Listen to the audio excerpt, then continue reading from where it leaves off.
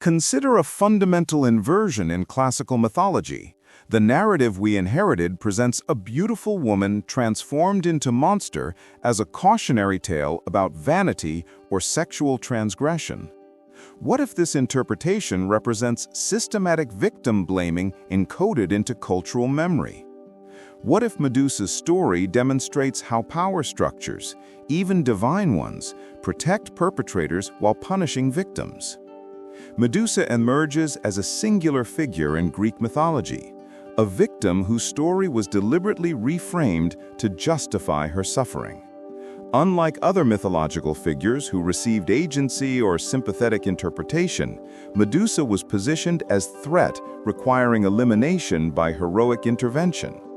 But examining historical sources reveals something darker.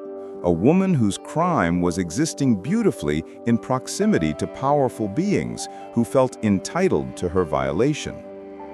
This narrative examines Medusa through forensic analysis of available classical sources, contemporary psychological frameworks for understanding trauma, and critical examination of how mythology encoded patriarchal power dynamics.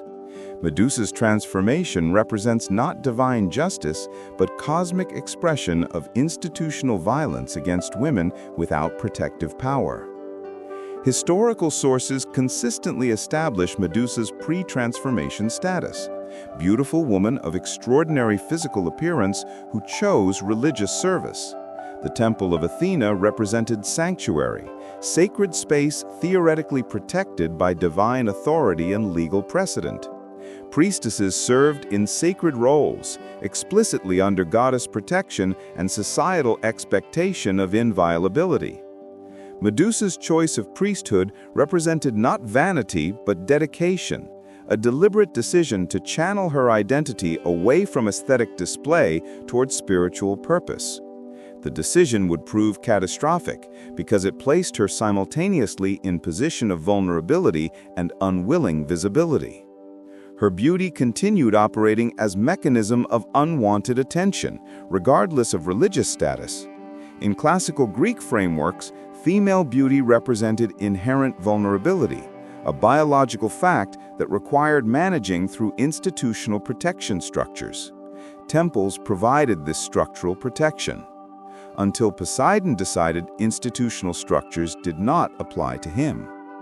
Poseidon's assault on Medusa cannot be reasonably recharacterized as seduction or romance within contemporary consent frameworks. An immortal being of incomparable power approaching a mortal priestess in sacred space represents context in which meaningful refusal becomes impossible. Power differentials eliminate agency. Critically, Poseidon chose to commit assault within Athena's temple specifically, not random location, but deliberate site of divine transgression against Athena's authority. The assault functioned as a territorial display, demonstration that even Athena's most sacred space remains subject to Poseidon's domination.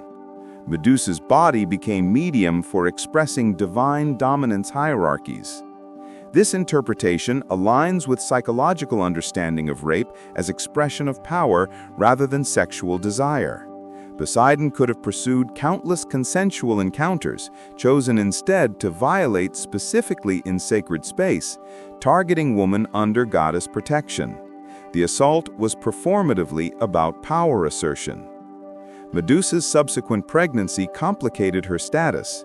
She carried biological evidence of divine violation, a living reminder of cosmic power structure that prioritized male divine prerogatives over female mortal safety. The response of Athena to violation in her temple reveals mechanism of institutional injustice. Athena transformed Medusa rather than Poseidon.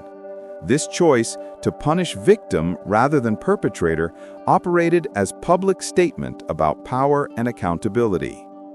Athena's transformation of Medusa targeted specifically the aspect of her identity that made her vulnerable, her beauty. By converting beauty into source of terror, Athena effectively eliminated Medusa's capacity for normal human relationship. The petrification power ensured complete social isolation. perfect punishment for the offense of being assaulted. Psychological analysis suggests Athena's response reflects internalized gendered dynamics where female bodies become sites of blame and punishment. Rather than confronting Poseidon's violation of institutional space, Athena addressed problem of Medusa's existence through forced transformation into threat that required elimination. The monstrous appearance served psychological purpose beyond mere punishment. It justified subsequent elimination. An increasingly powerful being whose very existence represented cosmic crime could reasonably be targeted for assassination by heroic forces. Athena essentially created justification for Medusa's eventual death by first rendering her literally monstrous. Medusa's exile to distant cave represented continuation of trauma begun with violation and amplified by transformation. But crucially, Medusa carried within her the genetic material of her assailant. She was pregnant with Poseidon's child throughout her isolation. The cave positioned at world's edges, near threshold between living and dead, ensured complete separation from human community. But isolation proved inescapable. Any approach required petrification. Medusa could not seek companionship, assistance, or communion. Even potential allies became enemies through biological accident of her transformed nature. The petrification power itself deserves examination as ongoing punishment rather than advantage. Medusa never requested this ability. It operated as a weaponization of trauma, transformation of victim into agent of destruction through mechanism of self-defense she could never fully control or escape. Centuries of isolation accumulated around her, stone figures representing thousands of creatures who approached unaware or were driven by curiosity toward tragedy.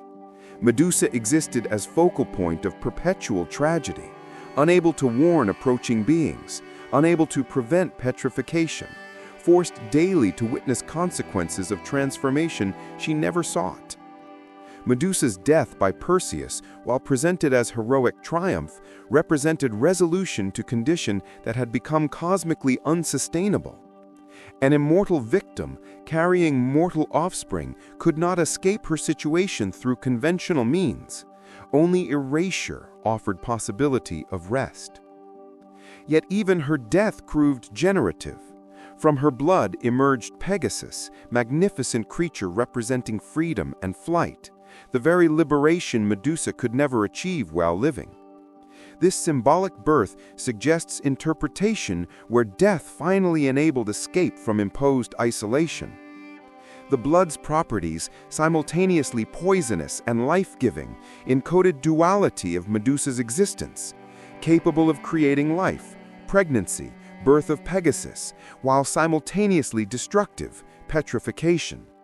Her biological essence contained both creativity and devastation, reflecting trauma's neurological signature, simultaneous damage and adaptation.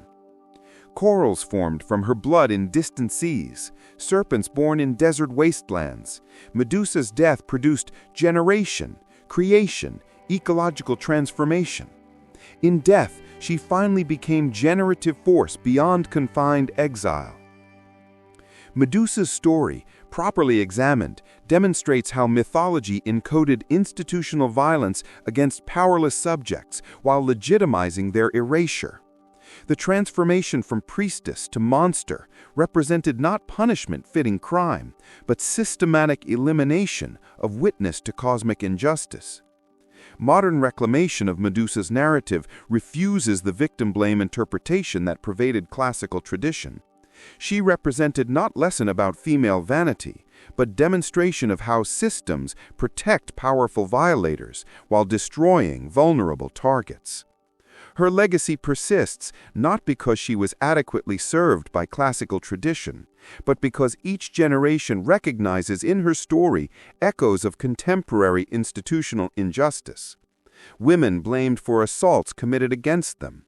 Victims transformed into threats requiring elimination. Power structures protecting perpetrators through narrative inversion. Medusa deserves remembrance as victim whose story was stolen, repackaged, and utilized to justify her destruction, a narrative pattern disturbingly contemporary despite its ancient origins.